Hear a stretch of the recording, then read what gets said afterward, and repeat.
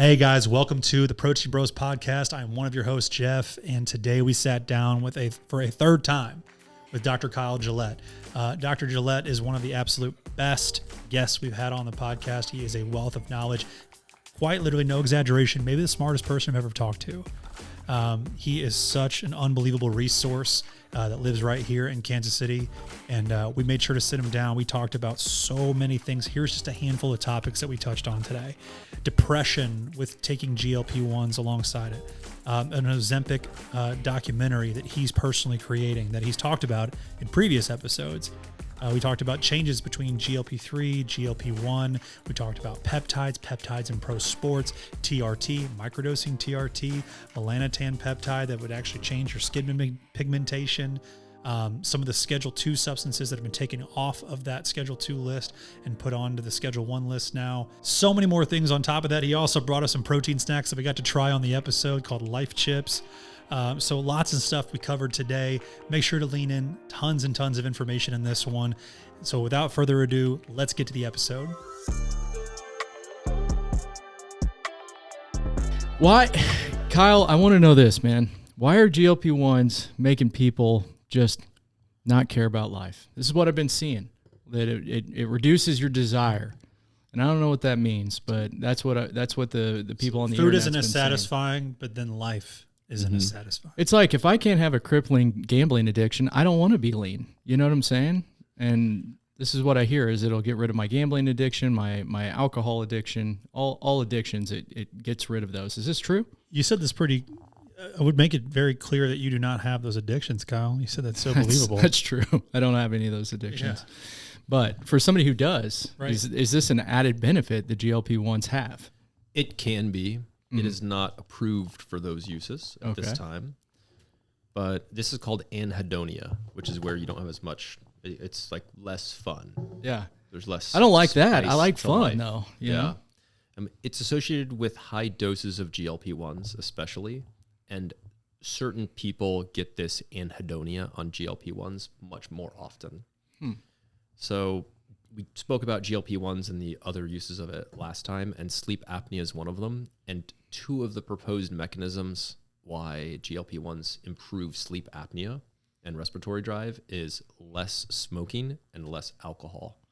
So you also might have slightly less fun when you're smoking or drinking alcohol. Right. But paradoxically, you can get drunk faster because your stomach's not going to empty fast. The way that I would think about GLP-1s and having fun in life is if you feel like, and there's some hyper responders, there's always outliers, but for the average person, if they need a GLP-1 and they're having that side effect, they're just on too high of a dose, and they need to utilize other tools, whether they're lifestyle tools or medications or supplements to help. Makes sense. Have you had any of your own clients over the years suffer from that, and you've had to make those kind of calls? Yeah, actually, even within the last week or two, I've had this discussion. So this does not happen with everyone, but it does happen. Mm-hmm. It's also one of those things that it's being talked about in the general public now, so people are thinking about it. Right. And it's kind of hard to content, say. Dude. Maybe people love to hook me with the content. Let me tell you about this thing that happened to me with GLP-1s. Made me not have fun. Do you have GLP-1 depression? Yeah. Mm-hmm. It also is making your bones deteriorate.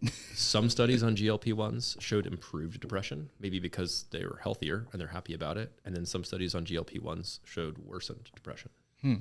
Our first episode together, about 100 episodes back. Okay, so now we're going back over a couple of years. You talked about the documentary that might be made one day called Ozempic. How has the GLP-1 kind of landscape changed and shifted since then? And do you feel like we've gotten a better hold of it, or do you still see that documentary going down? Yeah, it's definitely still happening. We've done a lot of interviews with it. You're making your own. Got it. Yeah. But at the time, you were just saying it conceptually. Oh, correct. Yeah, so that was in concept. So we're actually filming for that. So I'm going to actually follow up this question about that directly. But how has the landscape changed first? And then I'll follow up to you about the documentary. Yeah, there's been a lot of political changes regarding brand name GLP-1s, compounded GLP-1s, and what I'd call research chemical peptide GLP-1s, and more people have tried one than ever. And the incidence of obesity has actually been blunted, so it's no longer going up. However, it's not 0% for sure. So GLP-1s they used to be very underrated. When I started Merrick with Derek more than 5 years ago, I think, we were one of the first clinics to do like twice weekly dose GLP-1s and use them off label, not for diabetes. But, and I think, it is a powerful tool, but there's a lot more to it than just that. So I see too many people just doing GLP-1 and they kind of forget about everything else, and they're on such a high dose that they're also not kind of like learning to intuitively eat at the same time. So I feel like GLP-1s are too popular now. The pendulum has swung too far. Is there enough retatrutide on Earth to satisfy the thirst of all the Instagram bros? I don't know. I truly don't know. The demand is high for an Instagram bro. This is Reta, for those who don't know, right? The retatrutide. Or GLP-3 is also another way. I suspect that most GLP-3 or Reta is just tirzepatide at a much higher dose that's labeled with retatrutide. Interesting thought. Is that because it's mostly made in China? And yes. they can get away. They can get away with that. Yeah, like there's literal teenagers that just order it from right. Chinese websites and put a label on it. Right. And they can make more money selling something with a Reta sticker than a GLP-T sticker. Right.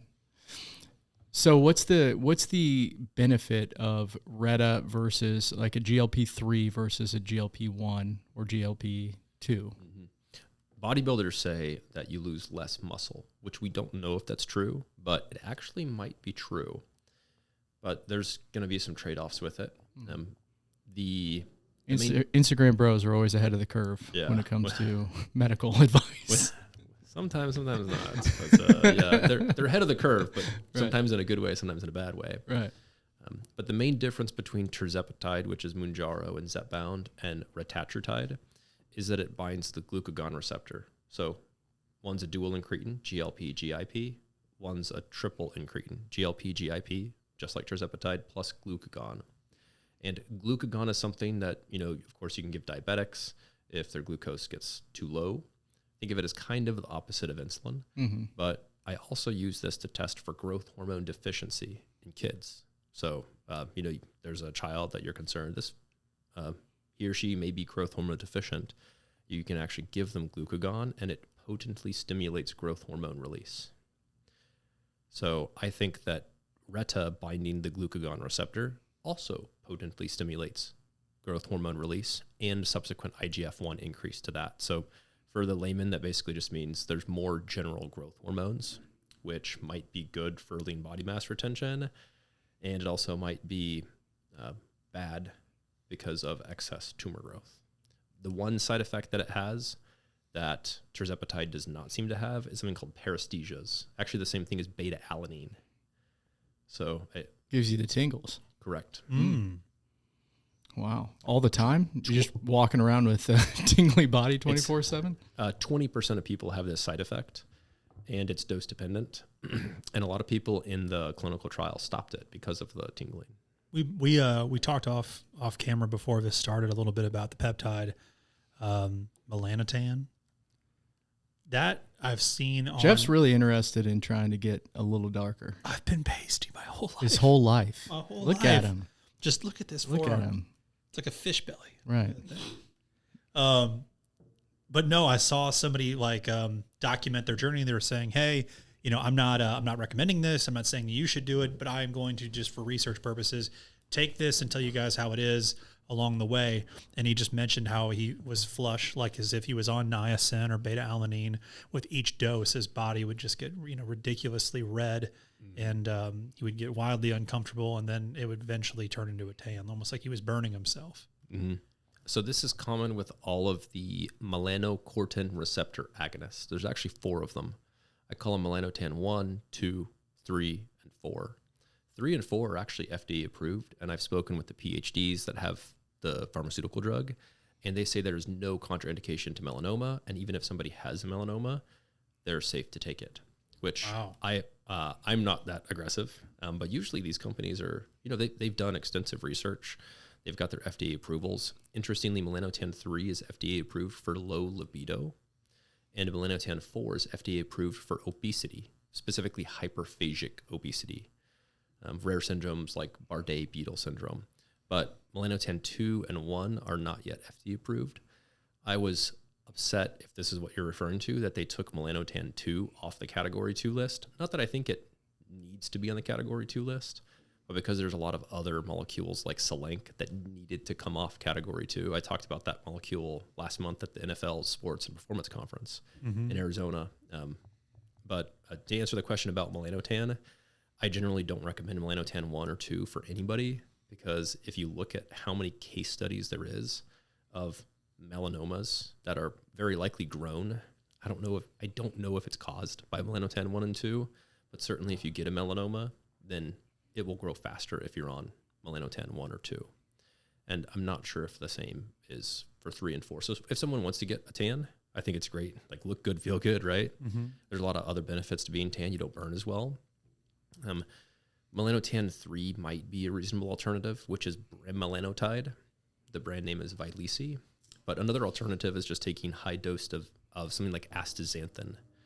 For example, 48 milligrams, which is a xanthophyll, kind of like zeaxanthine, or something like carotene. Now, it's not going to be the same type of tan as like a melanin tan, if that makes sense, but it does accumulate in the skin. You're not like changing ethnicity. Correct. You've seen the one lady that took melanotan? I have not. I think she had blue. It can darken your eyes too, because pigment's everywhere. And then it can also darken, you can lose the photo bleaching effect of hair if you're on melanotan. No Describe kidding. photo bleaching. Oh, yeah, sorry. Some people have hair that kind of turns a little bit blonde during the summer because of sun exposure. Sure. It's mine. And that will, so if you did melanotan, it might go away. No. Yeah. No. That was a pale white girl? You don't call it quits before you get to that point? Well, She it might makes have had sense. some other work done It too. makes sense. Now that I'm looking at the whole picture, it does make sense. Yeah. That's an interesting shape. One way to do it. Hey guys, if you haven't already, please give us a like, a follow, a subscribe. All of that goes a really long way for us. We are just a local podcast. We don't run any ads. So all we ask in return, if you're finding any value or if you're supporting somebody that you know on this podcast as far as a guest goes, do us a favor, please. Hit that like, hit that subscribe, maybe share it with a friend. It'd mean a lot to us. Let's get you back to the episode. Well, So you were talking a little bit about... we got to get into the documentary, dude. Okay, I'm sorry. Dude, 2+ years ago, you were conceptualizing like this hypothetical documentary called Ozempic, where you just like can't wait for the Netflix documentary of this. But now you're making it. Mm-hmm. This is awesome. Tell us about the documentary you're in the midst of making, and are you sticking with the title Ozempic? Have we trademarked this? I have not trademarked it, so hopefully nobody else does. And hopefully the Dope Sick documentary doesn't mind. But Drew's filming it for me, so I'm trying to interview pharmacists, people who are very anti-GLP-1, people who are very pro-GLP-1. I'm trying to interview people that work for the companies or previously worked for the companies. It's a lot easier to interview them. And I'm also going to interview people that have peptide companies, like Gen Z Zoomers that sell, GLP-1s on the gray market. So I want to hear from everybody. But the reason why I'm doing it is because I see most physicians are just so for GLP-1s or so much against GLP-1s. I feel like I'm the only longevity doctor that's not microdosing a GLP-1 for cognitive benefit or to prevent Alzheimer's. But then I see a lot of other people who are just flat against them. And sadly, sometimes it's the people that I think would be most helped by an appropriate dose, because they're the same thing happens with hormone replacement therapy. Is they see someone that's taking that and they think, I don't think that person should take it, so therefore I am not going to take it. There's just not many people out there with a balanced approach to it. I've seen a lot of people kind of coming out and saying, yeah, I've been taking this plethora of peptides and I'm not really noticing a lot from it. I guess my two questions are, is there interactive, like if you're taking, 8 or 9 different peptides and you're a middle-aged mom of 4, which is what I see on social media all the time, is there interactive aspects of peptides that people are not realizing when you stack that many on top of each other? They're creating so many different signals that they counteract what each are doing. That would be my first question. Great question. Most of them don't directly counteract each other. However, many of them are superfluous. For example, very common to see somebody that's on tesamorelin and CJC, or CJC at bimorelin. Tesamorelin and CJC compete for the exact same receptor. So if you're injecting them at the same time, they're not going to outcompete each other. There's no reason to be on both. Right. Unless somebody who's selling it to you is making some money. Right. The gray market. Yeah. I also see a lot of people taking these oral peptides, which is not clear if they work, but they're basically just rice proteins and bean proteins. Because think about collagen protein. It's also known as collagen peptides. Mm-hmm. Bean protein, small proteins, bean peptides. And then they just brand it as something to improve your performance or fitness. And I am highly skeptical that it does. But I was going to say I'm not currently on any peptides because someone that at the gym came to ask me, but actually it's not true. I'm on collagen peptides, and I am trying the rice and bean peptides. Oh, I recently went to a competing supplement store just to shop around and see, how their experience was, et cetera. And I was very surprised to see some bigger name supplement brands just renaming the same products with peptide in it. You know what I mean? Just to signal to the customer, hey, I know you've been hearing about this, and it's, no different than buying collagen or HMB. Just watching how they're calling certain things peptides. Technically, you can say that, but it's not what people are expecting. Exactly. And it's unfortunate because I think that all that does is just continue to erode trust with the consumer, with the supplement industry, and makes it more difficult to help people. So it's just one of the frustrating things we have to come across at times. But you talked about growth hormone. Obviously, in the world of testosterone, it makes sense for a lot of times to just supplement with actual testosterone if you have clinically low testosterone. But you have these peptides which are signaling to stimulate your growth hormone increase. Does it not just make more sense to just take growth hormone? Often it does. Growth hormone was more or less ruined in the 1990s because lots of people were using it for pure performance enhancing reasons. In fact, there was a famous dermatologist that went to a dermatology conference, and I believe it was a male, I don't remember for sure, but they went up and gave a speech, and they were talking about how their regimen worked so well, and they were trying to make people guess why their skin and hair looked fantastic, much younger than previous years. And he said, actually, I've been taking high doses of human growth hormone, and I think it's the next frontier in, anti-aging. Now I call it longevity. Mm-hmm. But, the assessed risk that increased tumor growth would be worse and glucose dysregulation in some cases. We decided that it was not worth it, and it was heavily regulated after that. So it went from being abused to being heavily regulated. One of the nice things about growth hormone releasing peptides specifically is that peptides like tesamorelin do have good evidence specifically to decrease visceral fat, which is associated with a lot of good health outcomes. And it is also well studied. And if you think about it, you're making your own growth hormone. It's nice to have that extra speed governor or kind of built-in speed limit, because it's harder to, there's bodybuilders who take 20 IU of growth hormone, at least of what they think is growth hormone every day. But you can't get that big of a growth hormone response if you're producing it in your own body. So it's nice to have that speed limit. Is there going to be a time where there is a peptide that stimulates testosterone production in the same way to where somebody wouldn't have to take exogenous testosterone? HCG is kind of a peptide. It's not a pure peptide. It's not just amino acids. I believe it's a glycopeptide, but that's somewhat of a testosterone stimulation. But part of the issue with stimulating endogenous testosterone production is in a lot of cases, like let's say somebody has varicoceles or testicular cancer, they have one testicle, it's not going to work as well. Mm-hmm.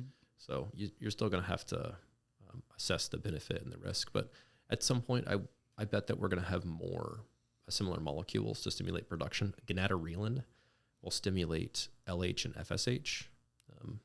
And then there's also kisspeptin that stimulates the kind of the same cycle, like the specifics of it don't matter, but it's very far upstream. And it's studied in things like hypothalamic amenorrhea. For example, there's a rare syndrome called Kallman syndrome, and they can actually do a gonadorelin infusion, like a pump, almost like an insulin pump for a diabetic. And that can help them produce testosterone and sperm. Wow. Is, there's also a lot of talk about doing microdosing of testosterone to basically help with like circadian rhythm. So your testosterone can spike in the morning and kind of dissipate, towards the end of the day. What are your thoughts on that? Is that as important as some people make it seem? More important than most people think. I have a lot of patients on what I call basal bolus testosterone replacement regimens. The problem is testosterone tends to peak before you wake up, and you're not going to be taking a nasal spray or a capsule or dissolving a troche in your mouth before you wake up. So unless you have a really good wife, and then you could just tell her, give me a nose spray an hour never, before I wake up. I've never thought of that before. Yep. Please give me great morning wood. I need my nasal spray. I feel great. Could you not effectively set an alarm, maybe like 2 hours before you wake up? Just the amount of times in my life where I've woken up, 2 hours before I usually wake up for the day. Would you do like a troche then, and that'd be okay? You could. Because then it just dissolves while you're sleeping.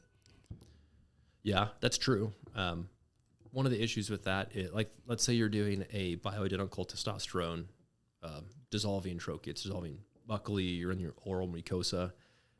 If your testosterone spike was natural, it would remain elevated till the afternoon. Whereas with that strategy, it's in and out faster within a matter of a few hours. Okay. But it's not going to be elevated for 12 hours. Is a lot of pharmacies have worked with the formulation. There's Strive has a liposomal tablet, but most liposomes are in liquid, and the liposomes will like break up and not last very well. If you shake a liposomal mixture, it's going to lose a lot of its potency. But this liposomal tablet is absorbed much better. So it's some of the liposomal products we carry, I believe, say to shake well on the bottle. Am I wrong? I've never seen that. I thought it actually told you to shake it. Think of a liposome as, well, you can gently swirl it because some of the liposomes will sink because it's suspended in a liquid. But the actual liposomes itself, think of it as a little phospholipid bilayer, and then the actual drug is on the inside. So almost like if you've seen bubbles on a surface of water, they tend to combine, and then you'll have just a huge bubble instead of one little bubble. You can look at it under microscopy. But they should not say to shake it very heavily. A good source of information for this as pharmacist is Jim Laval. He speaks a lot at peptide conferences, Peptide World Congress, etc. What's the biological availability difference between like a liposomal NAD plus versus a subcutaneous NAD plus? A subcutaneous versus liposomal NAD plus. Yeah. The subcutaneous is going to be more instantly bioavailable. Neither a liquid liposomal NAD plus or a subcutaneous NAD plus is actually going to increase NAD plus levels inside every cell in the body. It's going to work mostly vascularly. So a lot of supplement companies that say, hey, take my NR or my NMN because it's going to increase NAD plus levels more inside the cell. That is true, but it's not necessarily going to give you more energy. People who've had an NAD plus IV or subcutaneous shot know that they can have an energy rush after they get it. Yeah, it's almost like adrenaline. Yeah, it's more of a mental benefit, but it is true that it's not going to actually increase your NAD plus levels inside the cell. But you think from an oral standpoint, liposomal is the way to go if you're going to take something like NAD plus or, there's lots of, we talked about glutathione last time that we're on, which is the most nasty, disgusting supplement you could possibly take. So I'd say every one of them is telling you to shake first. Yeah, look at Metabolic Elite liposomal glutathione or Metabolic Elite glutathione. I think he has pictures of Metabolic Elite. You might need to search the full glutathione or just search Yeah, there we go. You should have pictures of under resources or education. People can look. But yeah, you can find his glutathione somewhere on there. He also has a liposomal BPC 157. Does it work? He sells over the counter. I believe it does. It at least increases. How are you able to sell it over the counter? Is this a gray? Are we in the gray area? It's kind of a gray area. Yeah, that's his glutathione. So I think this is a lot more stable. Go back. Liquid versions. Let me read the front. See, Lipotat. You can look at the. Because it's saying it's a chewable tablet. It is a chewable tablet. Which is like the ones we were talking about were liquid. Correct. This is a chewable liposome. So the structure of the liposome is more stable. So shaking this wouldn't matter at all. Correct. Yeah, it's just chewable. I wonder if this tastes as bad. There it is. I've had them. It depends on which one it is. They don't taste bad. It just kind of tastes a little bit chalky. I can imagine. Dude, you mentioned you were down in Arizona during the owners' meetings. Mm-hmm. What was the basis of your lecture with them? I apologize if I'm misspeaking here. They wanted me to talk about peptides. Yeah, so I proposed like an off-season protocol where players that have sleep apnea, prediabetes, metabolic syndrome, take something like a tirzepatide in the off-season, and then before they start playing, then they can come off it because your weight rebounds because their weight needs to be high. And one of the big side effects for especially like linemen, even if they have prediabetes, is that they're going to lose the weight that they need to maintain to play. So you can take advantage of them, have a period of very good metabolic health, and also their testosterone increases often up to 200 points naturally if they're on tirzepatide, because a lot of them are very hesitant to take a GLP-1 because they need to be 300 plus pounds. Well, the other way around is it's like to get more specific, this felt like there's just been tons of players who've been playing deeper and longer into their careers and have longer longevity in their careers. I mean, honestly, Patrick Mahomes is recovering from his ACL and LCL surgery. Is it possible for him to use things like, BBC 157 or TB 500 to help and aid in his recovery to bring him back quicker? And is that legal under how they get tested? He cannot use BPC 157 and he cannot use tesamorelin, but he can use certain peptides. A lot of people don't realize this. The NFL actually has a different prohibited substance list than the World Anti-Doping Administration, and they have for many decades. So some peptides like BPC are on there, but a lot of them are not. For example, elamoprotide, which I believe is for Zenity. It's a fuel pump peptide that's FDA approved for Barth syndrome. And in people with Barth syndrome, it increases their leg muscle strength and size, but it increases their muscle strength by almost 50%, which is pretty amazing. But that one is not banned by the NFL. Now, in their prohibited substance list, it does say under peptides and all similar substances. So it's kind of up for interpretation which substances are similar. But mostly just the growth hormone releasing peptides and PPC are prohibited in the NFL. So specifically the one that helps with leg muscles and muscle increase, that would be something that, the team doctors could be prescribing to the athletes, and it would be on the up and up as far as they wouldn't be in any trouble for that. Yeah, they're not prescribing it though. I do know that, I don't know how, I was not told this in confidence, I believe. I think this is like just something that they've thought about. I know that one of the endocrinologists is thinking about specifically running a study on certain peptides in a group of retired players, which means they're interested in looking at it for current players, more along the lines of CTE and brain health. Sure. But I would not, I really pushed the people at the conference to consider having the NFL be the first one to let their team doctors prescribe prescription-only peptide medications to their players, because I think that would help differentiate them from other leagues. Mm-hmm. There was a gentleman there from England, and he said that the sports back home where he is, like the Premier League soccer, are just so far from being able to use any sort of peptide or medication or anything injectable. So that's disheartening. I mean, I don't know. It's tough to see these leagues who, are trying to clamor for player safety and we're going to add NFL games to the regular season. We're going to take away preseason games and add more regular season games. The money's just getting bigger and bigger and bigger every year. And there's these opportunities out here to help these players' bodies heal faster and do it potentially safely, you know? Mm-hmm.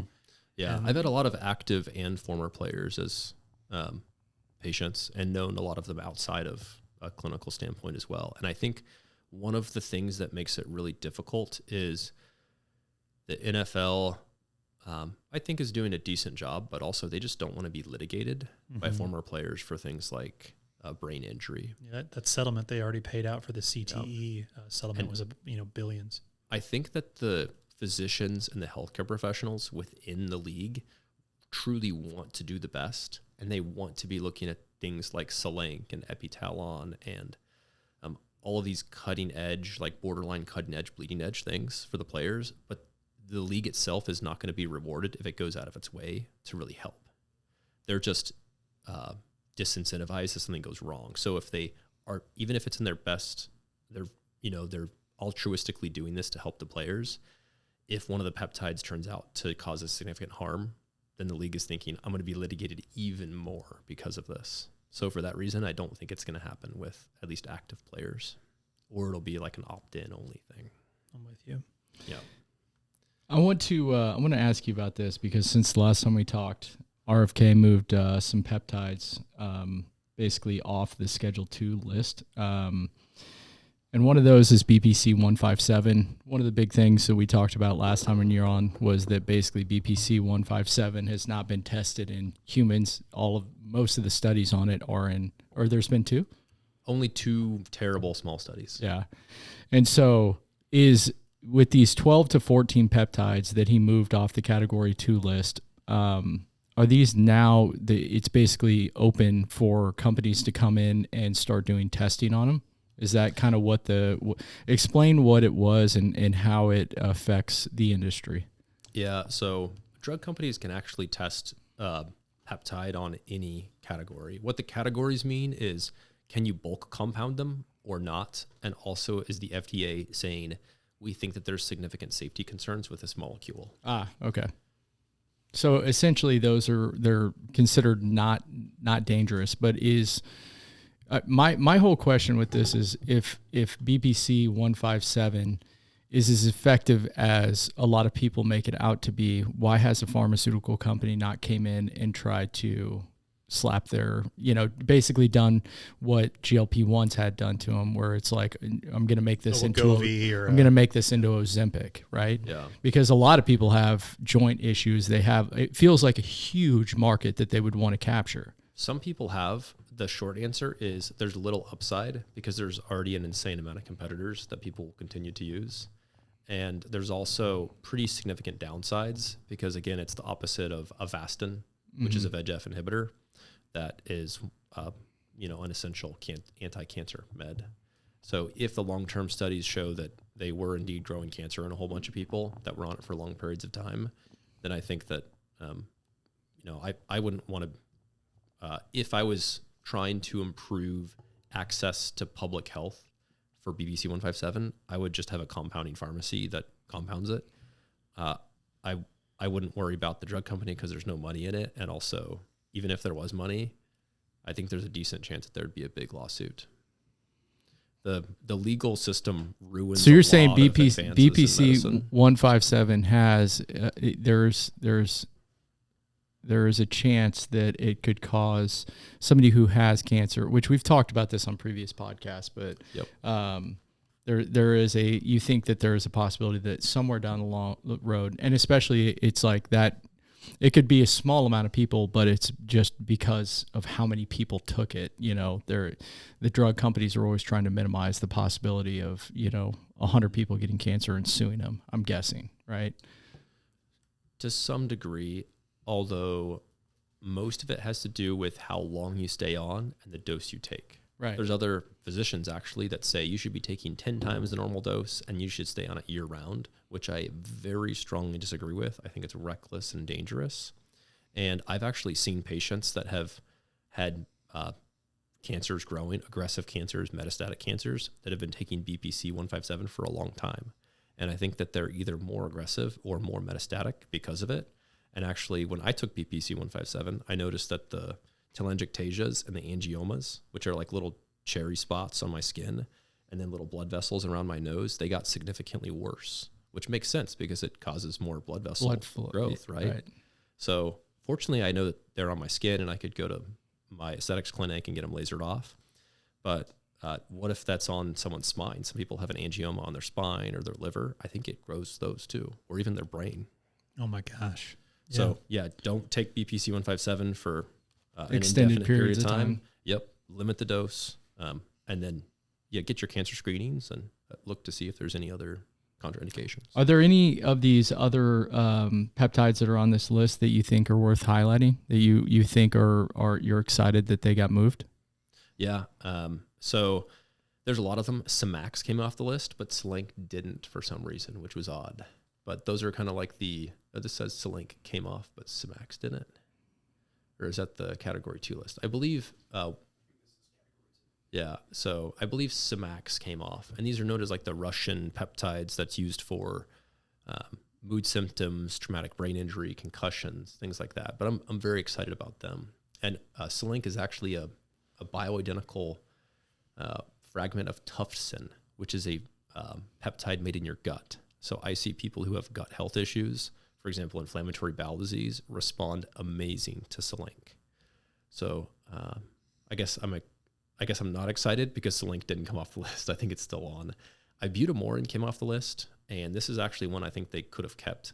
That being said, I'm pretty utilitarian. Maybe they should have just taken all of them off the list, but this one is not my favorite. It's known as MK677. It was actually big several years ago. People used to think it was a SARM. But it was sold as a SARM for sure. It was sold as a SARM because it's a pill. Yeah. But it just has such a long half-life that it's going to increase ghrelin, which kind of makes you hungry, angry, and awake. And I see people get kind of anxious on this. It does help your sleep. It does help some with muscle growth and fat loss, but it also increases, pretty commonly you see glucoses and A1C go up, almost like a gestational diabetes-like state. There's actually several case studies written up that were published about people taking ibutamorin. There was a guy in Germany who was taking ibutamorin because he thought it was a SARM, and he got temporary diabetes. He stopped, and the diabetes reversed. And he was hangry the whole time. Yeah. He may have had good results. He was also taking a whole bunch of other SARMs. I think he was taking Ligandrol, which is LGD, and Ostarine, which is MK2866, and a whole bunch of others.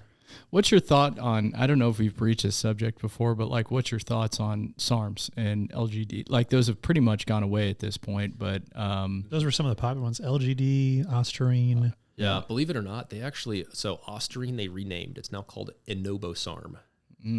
ENOBOSARM. And there's been a whole bunch of clinical research studies with hundreds of people, usually geriatric populations. For example, there was one, they studied a group of people on semaglutide, which is Ozempic, and then another group on semaglutide plus Ostarine. And the group on semaglutide plus Ostarine had no side effects that they could find, and they retained way more muscle, and they kept up their stair climbing ability and their walking ability. Really?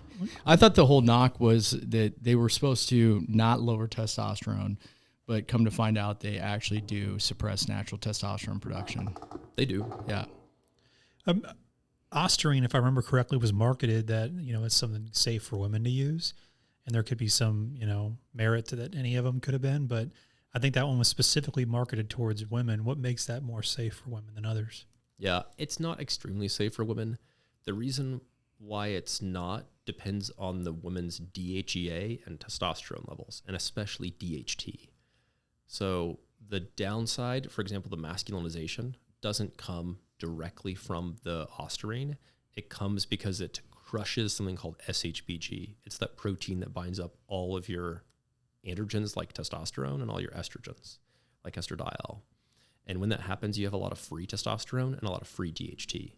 So if there's a female and her starting testosterone is 3, she could probably take Ostarine and have almost no concern for masculinization. But if there's a female that has, let's say that she has a total testosterone of 60 and a DHT of 20, and her starting SHBG is 90, Ostarine will crush that down into the single digits, and she's very likely to have virilization, which is masculinization. And are these, they liver toxic? Is that what also was, they came out with it having liver toxicity as well with those? They're not extremely liver toxic. So you think of like oral androgens. and a lot of them are methylated or 17-alpha alkylated. Almost all of them except for oxandrolone, which is Anavar. That one's actually less hepatotoxic. But think about your anadrols and your dianabols, and any oral androgen is quite hepatotoxic because it goes through first pass metabolism, and that specific group that's added is going to damage the liver disproportionately more. Now, SARMs do go through first pass metabolism, so that's why they decrease SHBG so much.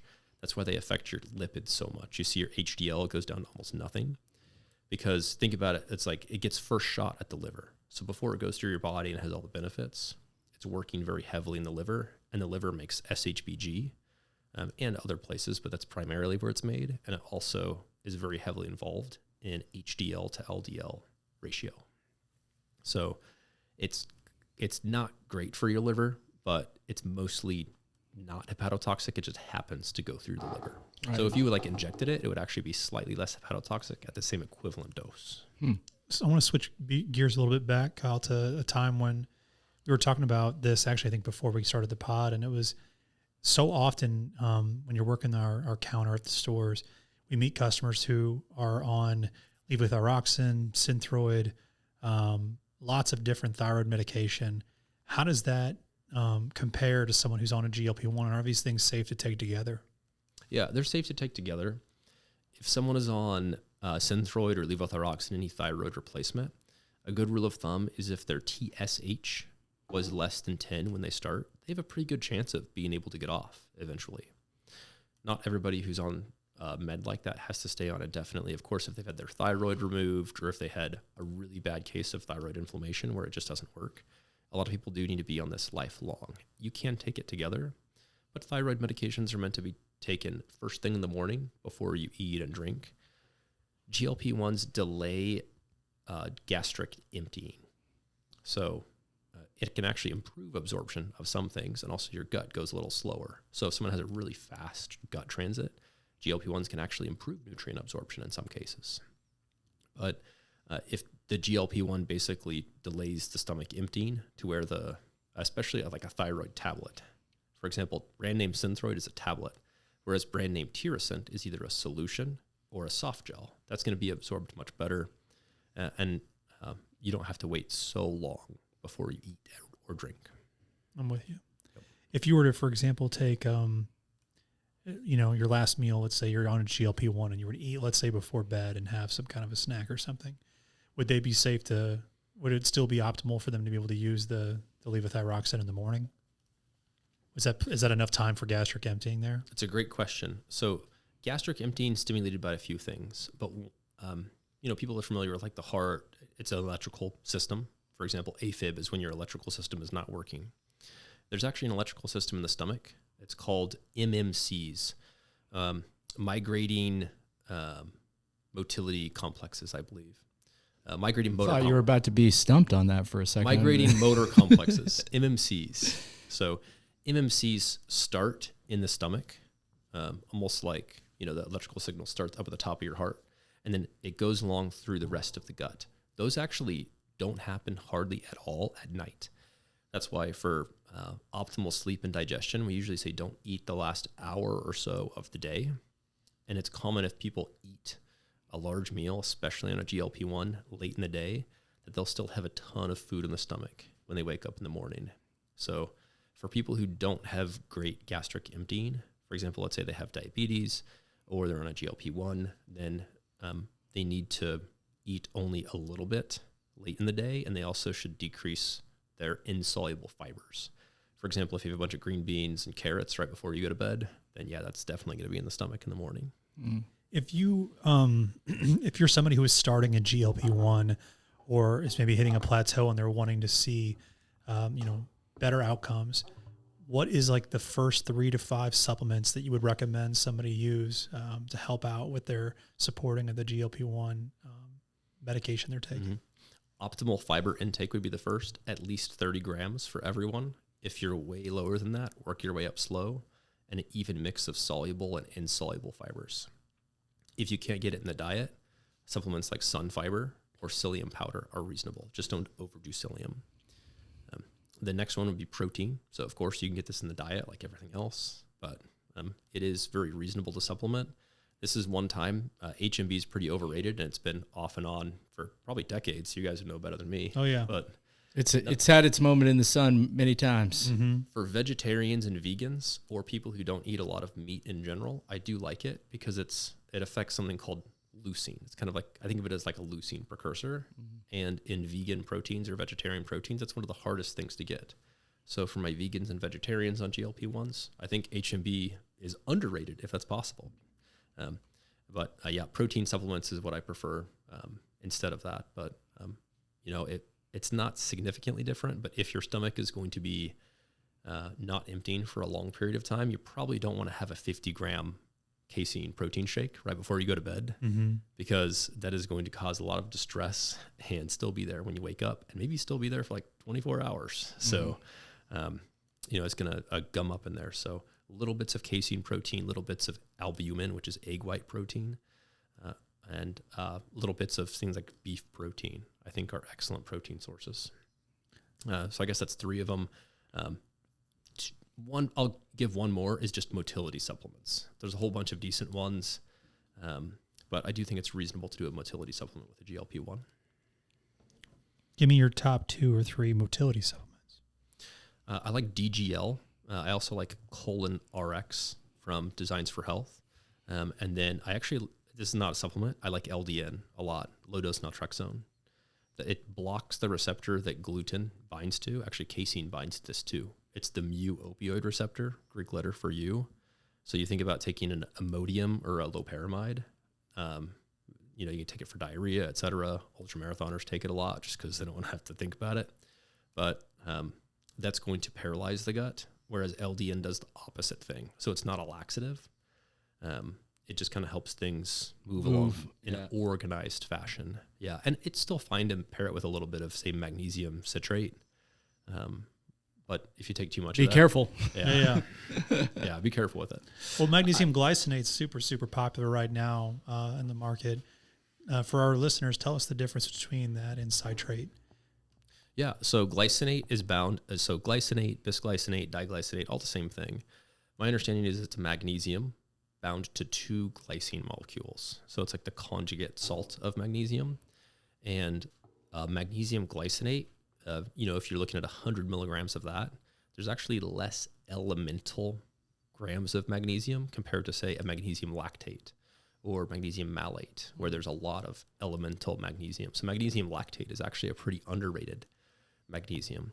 But glycinate's nice because glycine's a great supplement. People take it for sleep, and they take it in the evening a lot. And a lot of people are insufficient in glycine, especially people on GLP-1s.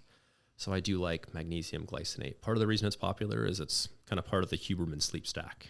Your inositol, apigenin, L-theanine, and either magnesium 3 and 8 or glycinate. I got a question for you, man. We've been looking at this box. You brought this box. You put the box there. And I got to know, man, what's in it? What's in the box? Yeah. Are you going to say the famous line? What's in the box, man? Dude, I don't know if... Is it a head, dude? I hope it's not a head. Hold on. Young people don't even know what that is. Do you know what What's in the Box is from? Okay, thank God. Oh, dude. He got it. No problem. It. You knew. What's it from? You didn't know what it was from. Okay. You haven't seen Seven? What's in the Box? No. 7, dude. Do you like thrillers? I would say so. It's about a serial killer, so it's dark. 7 Deadly Sins. It's a dark movie, but it's a really good movie. The end of it is kind of one of those. They find a person dead, and they died from one of the 7 deadly sins every single time. I see. And classic, just an absolute classic. Gotta watch it. It's got Brad Pitt and it's got Kevin Spacey. Yep. Yeah, it's good. But anyways, what do we got? I boy wrapped this for you guys, just like boy kibble. This is a boy wrapping. It's a boy. All right. I like it when people bring me supplements or, like a lab I've never seen. I get that little dopamine hit, almost like a card collector sees a new card. Yeah. So I attempted to bring you guys something because I know you like trying protein things that maybe you have never tried. Let's go, dude. Let's do this. I brought 3 of them. That was such a man. You're such a gentleman. Thank you, man. So I'm curious if you've seen this. I compared them to wild chips. throw this over there to the Hey, left, please. We've got you a already got brand Jeff new if they're chips. Life chips. So they're Life, L-Y-F-E. Yes. We've got lots of different flavors. These are made from chicken breasts. They are kind of like wild chips. I already There's like some the flavors. TVP, Creamy jalapeno ranch is right up my alley. You got creamy and chips. I didn't see that coming, but sweet heat barbecue and then salt of the earth versus just a sea salt. Mm-hmm. Where'd you hear about these, dude? Hold on, let me for the cam. All right, guys. Should we do a live test? Yeah, we Had you should tried- had for you tried these already? sure. I have tried them. Okay, you're gonna hold your Hold opinions your till the yeah. end? Don't I'm don't gonna hold. All don't right. affect our opinion Should on we them. try them all? If I tell you where I found them, will it affect your opinion? No. no. Where'd you find them? Yeah. I want to know where you found them. Internet advertisement. Oh, really? Yeah. That's it. Just internet ad. All right, we got sweet heat barbecue open. I got salt of the earth. Oh my gosh, dude. The look on these things. Now, I have had the wild chips, several different flavors, the Nashville hot, the buffalo, and then is wild the one that did the chicken and waffles? Yes. The chicken and It's waffles so one is good. God's gift. The macros are not as good on that one. No, but they- they're These my, are they're crazy. My This favorite. only They know what 7 they're doing on that one. only 70 calories. I think 2 years ago, the wild chicken and waffles flavor was the top rated supplement or the top rated protein snack on Protein Bros podcast. It's amazing. It was unbelievable. All right, here we go. Fun fact, Maddie and I were in a Wild Chips advertisement one time. You're kidding me. We were at the CrossFit Games and they said, hey, we'll fill up both your backpacks full of Wild Chips if we can shoot a little video. So we did the feed each other thing. Dude, these are great. Okay. Oh my gosh, dude. These are exactly like wild chips. I feel like, I mean, this is a little unique. This is an ear. What is this one? Barbecue? These are too good. These are great. I mean, all right. I've had every flavor. Now I got to check the macros because I like them too much. These are phenomenal. I like Wow. these more than those. These Dude, are wait, these are you're gonna love that definitely then, too. actually I'll wait to see what you guys So say 2 about the fat, macros. 5 carb, 8 protein. And one of these had 9. This is 9. The barbecue was 2 fat, 5 carb, 9 protein. That's pretty good, man. Is I it mean- believable? It's pretty small. They're company. not. I was about to say they're not big enough yet. They'll get they'll get smacked down at some point. Well, there's a couple things I'd say on this one from like a CPG brand standpoint. The amount that they fill the bag is a joke as far as the amount of size of the bag. So I am happy that it is one package, one serving, right? So I'm not like, who's going to reseal this? You know what I mean? So that part's nice. But like just for the camera, it's pretty empty, right? As in like, it's just not a whole lot. Yeah. So I'm sure honestly, it's plenty. If I can eat this whole bag and it's only 70 calories, that'd be awesome. Is that real? Now that's a great question. What are your thoughts on that? Because we've been around for a lot of startups when it comes to supplements, and They always get smacked down. everybody gets smacked down eventually. Even the great behemoth Quest, those chocolate chip cookie dough bars that put them on the map might have a little more sugar than the 1 gram or 2 grams they put on there. Dude, these are phenomenal. Yeah, that's This what I suspect specific as well. one is so I like good. this one a lot too, the jalapeno one. Yeah. Honestly, they're just all good, but there's a reason. I think the seasoning's heavy on these, and for it to have two sugars, hard to believe. Yeah. It's interesting that they used, I believe, TVP and at least some of them texturized vegetable protein, which Wild Chips doesn't have. And then comparing eating a full bag of this, or let's say it is hard to eat one bag. If I eat the same amount of grams of this versus Wild Chips continues to be good. Where if you have just one flavor of this, it gets pretty old. But I could see that with these two. This one, I really like them. yeah, I like that one a lot. I mean, dude, it gets down to just like Yeah, the quality control. It's maybe it was just the boxes I got, but it was pretty broken apart. yeah, it's pretty But unique though. I give them a. I love competition and I like new brands, so I'll give them some grace since they're new. But hopefully they improve those things. We're bringing in some new stuff. We just found out we're bringing in redefined foods. Like in the next couple weeks. Some more next week. Have you had like the Skippy peanut butter pies they make? That sounds good. Like an oatmeal cream pie, but Skippy peanut butter one. Their donuts are pretty good. Pretty solid. So those have had. We also are getting in these little chocolate brownie delicious. Oh, dude, yeah, those are crazy. The Crave Bites. Crave Bites. Have you had those? I have not. They're ones that I'd say that are like best eaten out of the fridge. Macros, they're like It's a like a cold treat. piece They're of like cake. a better treat because the macros are still not like, it's not a, I think Chocolate covered cake bite. Right. You know what I mean? That's what it tastes like. But like it is definitely you could have one or two. I think it's like 6 grams of protein, but it's at least keeping you from having like, I don't know. I think it's under the same, I would put it under the same like umbrella as like protein balls. It's like it's It's a ball that happens to have protein. right. It's like, these were first invented for people who were like scaling mountains, like trail mix was not to be eaten on the couch. It's like a Cliff Bar. When Yeah. people we'd get people in the store all the time. They're like, "Well, I do a protein bar in the morning." Like, what do you do? What are you doing?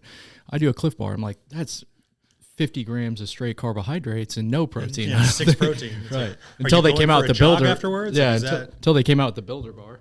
Yeah. like, are you fueling up for something or? True.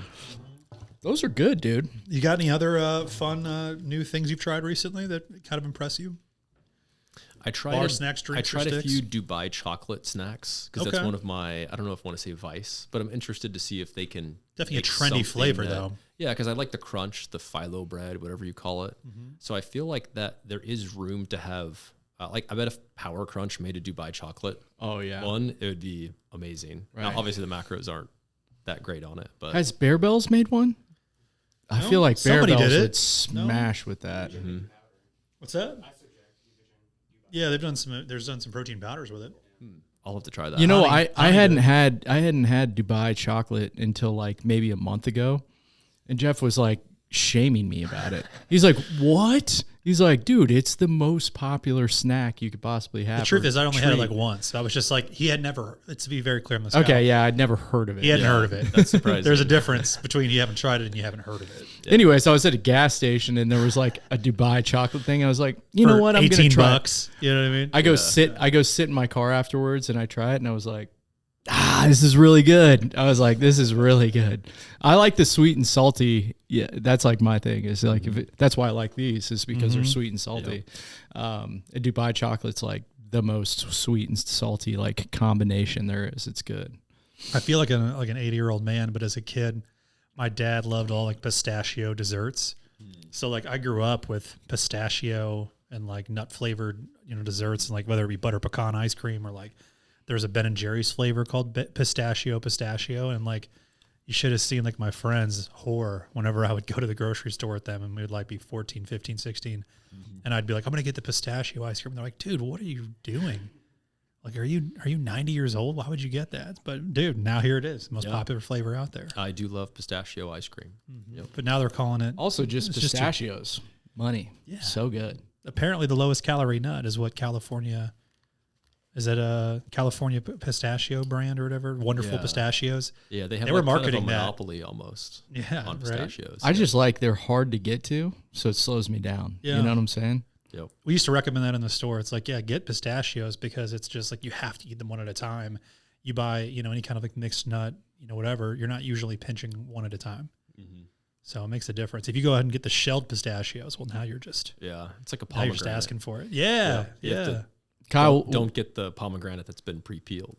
Takes a long time. what's new on the horizon in your industry that you're excited about? Like maybe it's a new compound, maybe it's a new drug, maybe it's a new treatment for something. What are you excited about right now? Yeah, I'm glad you asked. I'll tell you guys something that I actually haven't spoken about publicly yet. Let's go. But the newest trend in my industry is what's called third spaces and wellness centers or longevity centers. So I've talked about this a little bit, but I'm obviously moving clinic locations. And here in the next year, I will have a longevity center and wellness club Cool, that people man. can join. Yeah, Congrats. with everything that you can think of. So Run down what all's going to be in it. So we'll have a performance lab that has, body composition analysis with DEXA scans. It includes bone density, VO2 max testing, like a VO2 master backpack, force plate testing, and then just general longevity assessments. Because a lot of my patients like to come and do an executive physical. They like to be able to go to a doctor that's not on the Epstein list and get a good analysis. So yeah, I'm working on that. And then people like recovery centers, and there's a lot of places with great recovery options, but not everything under one house. I see a lot of gyms adding like a peptide program or whatnot, and I'm kind of the opposite. So I'm going to add, contrast therapy, a nice traditional sauna, hyperbaric oxygen, and a full scope health club as well. Cool. So, and then obviously Gillett Health, both the specialty medicine, the functional medicine, and direct primary care is also all going to be in the same spot. Right. You've been building this for a while, I know, but I didn't know that you were creating the third space as well. When are you anticipating, hopefully, the opening of that? Because I know construction can change, but. Yeah. So the clinic will probably move there in the next 3 to 4 months. And then we're looking at late fall or more likely winter in order to open the entire thing, like a grand opening. So is somebody going to be able to, let's say somebody wanted to get I just want to know how good a shape I'm in. They can come into your, spot and, pay whatever, and you'll do a VO2 max test. Did you say DEXA scan you're going to have? DEXA scan. At some point. Yep. Very cool, man. Very cool. That's exciting, man. So yeah, people can come in and they can do just one thing if they want. But like I said, the concept of third space is, people have work and then people have home. And then previously people had things like church or even bars as their third space. Mm-hmm. But the big trend that I see in wellness and functional medicine, alternative medicine, lifestyle medicine, is these types of spaces. And I don't know of a true comprehensive top to bottom, doctor-led, doctor-owned, like James O'Hara and I, Gillett Health, we're doing 100% of this ourselves. So there's not like venture capitalists to greedy investors helping us. Mm-hmm. And, I know a lot of longevity doctors in the community, and they have amazing spaces in LA and New York and Austin. Mm-hmm. But that I know of, there's nothing like this in Kansas City. And I thought, yeah, I'm probably the right person to do this because I truly love these things. Right. The third space that you're saying, from a marketing perspective, is something I'd like to nerd out on. And I see, brands doing pop-up third spaces, but never have I seen like a successful one where we live. So tell me about these ones that are in LA and New York that are, purely in the wellness sector. Yeah. You come there and you basically hang out. Mm-hmm. So there's co-working space, and then there's also office space where you can take calls, get on your computer. Your kids can do, say, like a rock climbing class or a gymnastics class, tumbling, something like that. So it's a country club without the golf, yeah, with more of like maybe a modern take. Yeah, a lot of places brand themselves as an athletic country club, or like a health club. It's kind of like what Lifetime Fitness has done for a while. Yeah, and of course they're like corporate, and they've kind of rebranded themselves from being a gym. Right. But there people can hang out in their little cafe shop, which will also have one too. But they don't have the community aspect. Right. Like I have a lot of friends at Lifetime and On Track, and some even from like Martin City and whatnot. There's a lot of great places that people go, but I see ourselves as another spot that people can go regardless of where they go. Right. If it's Lifetime or whatever else. They also want to come here for the social connections, and maybe they're just coming for the recovery. Maybe they're just coming for say dedicated places for people to be able to converse or be a community without it having to sweat, if you will. Yeah, exactly. Because a lot of people dream of kind of having their like a spot that they can go hang out and they know most of the people. And at a lot of big corporate gyms, that's just not the case. Right. You said something there that I want to ask you about. You said a traditional sauna. You like traditional saunas over red light sauna? Both are good. I personally like traditional sauna. Okay. It can get more close to the 190. Don't go too hot, but I do prefer traditional sauna. And there's also kind of a difference between heating the inside fast and heating the outside. So I like to heat the outside, get the heat shock proteins nice and active, get a little uncomfortable, 20 plus minutes in a pretty hot traditional sauna, 180 or over. And that's what I prefer. But there's even benefits to contrast therapy, like a cold plunge, hot plunge is kind of what I call it, but it's just a hot tub, right? And infrared saunas are also great. And a lot of them have like infrared lights and red light therapy built into it. So, it's a lot of people have that at home too. There's a little bit less setup and lower costs associated with it. Right. Where this new location going to be? It'll be in Lenexa. So it'll be basically 35 and Oh, yeah. You had talked to us about the new location. He's been developing this for years, but Third Space is brand new. Right. Yeah. Do you have a name for it? It'll be separate from Gillett Health? It'll be part of Gillett Health. I do have a name, but I'm not going to release it quite yet. Okay. I can tell you guys after if you want. Okay. Cool, man. I got one more topic I want to tackle for today, and of course we'll have you back as long as you want to keep coming back, Kyle. But telehealth in general, all right? It was 2020 when COVID started making this a much easier process. Is that right? Mm-hmm. Could you not ruffle the bag of chips, Kyle? Luke was looking at me like, "I'll kill you." Like you just couldn't stay away, huh? Dude, they're right there. Yeah. You're. I didn't even get the one that I really wanted. I wanted the orange. Just have the whole. I mean, eat the crumbs. That's what they are at this point. You ate that? Eat the chicken feet that are left over. Do you think it's the whole chicken? Are they grinding up the whole chicken, or at least giving you the breast? I don't know. It could be rib. I bet it's rib meat. Probably. Like the processed stuff. Classic. Yeah, I don't think it's true breast. It's the salad chicken It rib might not. meat Yeah, it might not be feet though. that they shape into chicken breast tenderloins, if you will. You know what I'm talking about? Yes. The salad bag chicken. All Okay, right. Jeff. So sorry. back to the topic of telehealth. This has been something that we were wondering, is this going to be temporary? Is this just during the shutdown? Is this just going to be during COVID and the year following, et cetera? But it seems to have exploded this entire market, and you're seeing brands that are going with $1 billion valuations in the form of like Hims and Hers. It started off as just a place to get some would you say like finasteride potentially? I think it was like the erectile dysfunction was the main thing. Was that their main thing is to start, and then they went to hair loss? I thought Hims and Hers started off as hair loss. I The think it joke was is, both. the joke is they gave you finasteride for your hair, and then it gave you erectile dysfunction, then they gave you Cialis. For ED, yeah. for ED. So but this is like there has Great been, business model. Yeah, there's been so much talk about, is it going to stick around, or is this something that was a flash in the pan? Like, when will regulation step up, or will it step down? Because I feel like as long as RFK Jr. is in charge, it's like I don't see any more stricter guidelines coming. Yeah, so I do think it's here to stay. Even if there's a change in administration or whatnot, the industry is kind of too big. So it's outgrown like everything else. But there's a couple nuances to what will continue to be allowable with telemedicine. There's certain exemptions that keep getting extended. But there's actually several large academic centers. I believe Mayo Clinic and Cleveland Clinic are two of them.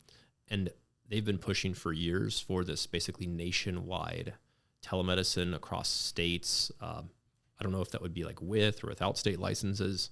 Some states are getting more strict, some states are getting less strict, but I think that this trend is certainly here to stay.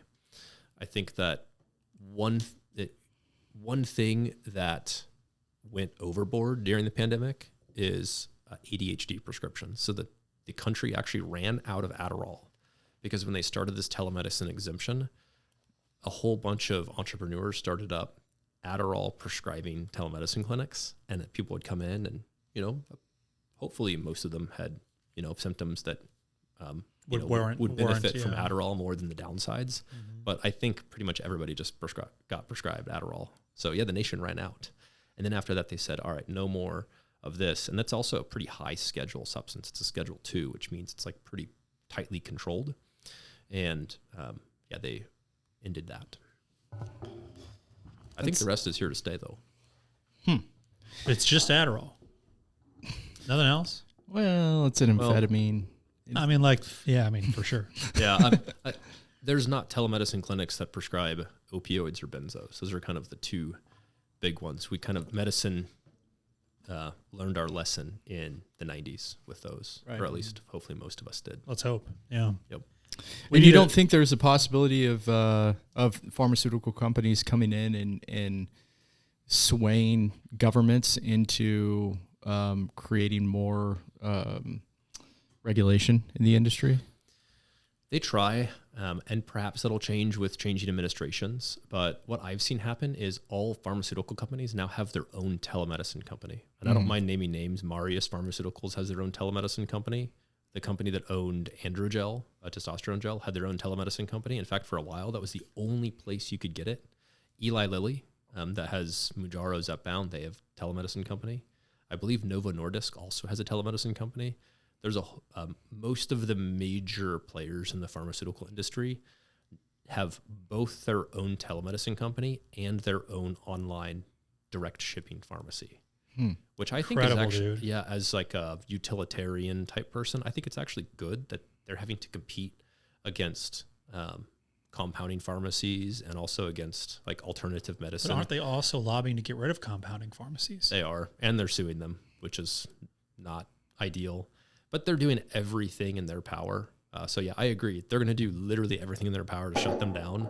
But hopefully our government continues to kind of let both of these parties continue to compete. Because if they don't, people are they're just going to compete with black market and China stuff too. So and if I know one thing about our government, they always do sensible things. You know, they are always Not about the money.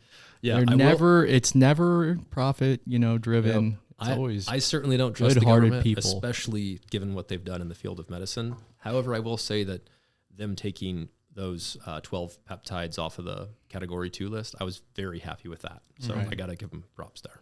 What peptides do you think RFK is on?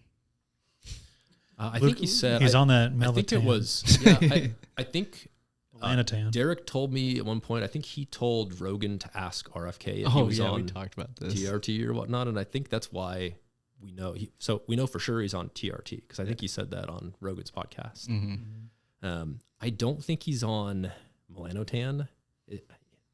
How does he get that color? How does he get that color? Maybe he has Addison's disease, like his uncle. His uncle's JFK, who had a disease called Addison's disease, where your skin kind of looks like that. So that's possible. It's basically just like very low cortisol. Is it trend that also makes you look like that? Yeah, RFK's on trend. What's the one that just makes you red all the time? Anadrol, anything that makes your blood pressure high. Yeah. Anything that if you get thick blood, Yeah. a lot of red blood cells. Yeah, I bet he's also on some sort of GHRP and maybe HCG. Yeah, it's kind of hard to say though. By the way he looks, he can look like he's on HCG.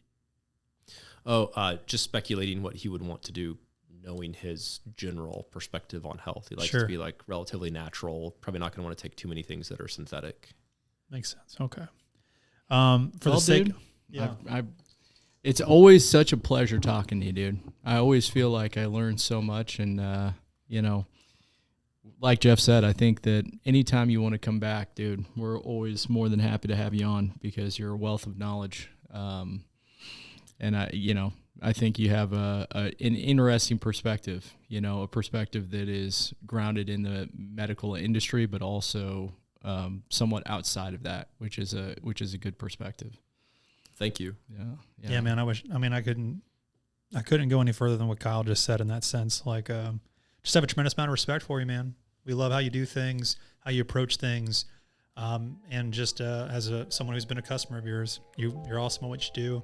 And we value your relationship a ton, man. Thanks for being on here. Absolutely. My pleasure. Okay, y'all. That's it for today.